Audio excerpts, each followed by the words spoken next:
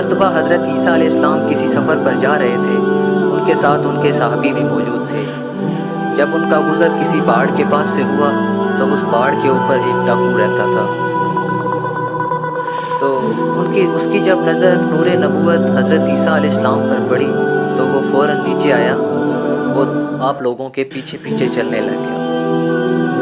آگے حضرت عیسیٰ علیہ السلام جا رہے تھے، ان کے پیچھے ان کے صحابی موجود تھے، اور اس ڈاکو نے بھی پیچھے پیچھے چلنا شروع کر دیا۔ پھر اس ڈاکو نے تھوڑی سپیڈ تیز کی اور اس صحابی کے ساتھ مل گئے۔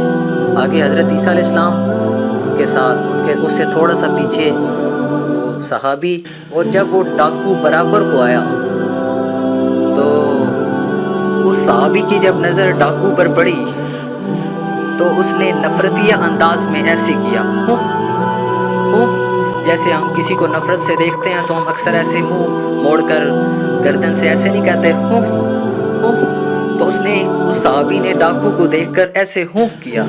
کیا مطلب تھا کہ ہم نیک لوگ جا رہے ہیں، یہ ڈاکو پتہ نہیں منہ اٹھا کے کدھر سے آ گیا ہے۔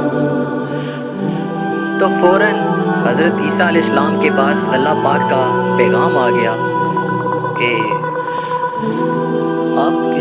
اللہ پاک نے فرمایا کہ آپ کے پیچھے 2 آدمی چل رہے ہیں، ایک صحابی جا رہا ہے اور ایک میرا مجرم جا رہا ہے۔ ایک نیک انسان جا رہا ہے اور ایک میرا مجرم جا رہا ہے۔ جو میرا مجرم جا رہا ہے نا، اس کو کہہ دو کہ آج سے تو نئی زندگی شروع کر، میں نے تیرے سارے گناہ معاف کر دیے، تیری ایک توبہ پر میں نے سارے گناہ معاف کر دیے۔ اور جو یہ تمہارے صحابی ہیں، ان سے بھی کہہ دو کہ آج سے تو بھی اپنی نئی زندگی شروع کر، میں نے تیری ساری نیکیوں کو آگ لگا دی ہے۔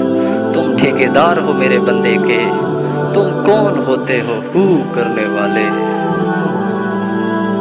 پیارے پیارے بھائیوں، اگر آپ اسلامک واقعات دلوں کو چھو جانے والے سننا چاہتے ہیں تو یہ چینل ضرور سبسکرائب کریں، اور ساتھ جو بیل کا بٹن ہے اس کو دبائیں تاکہ ہم نیکسٹ جو ویڈیو اپلوڈ کریں اس کی نوٹیفیکیشن آپ کو مل سکے۔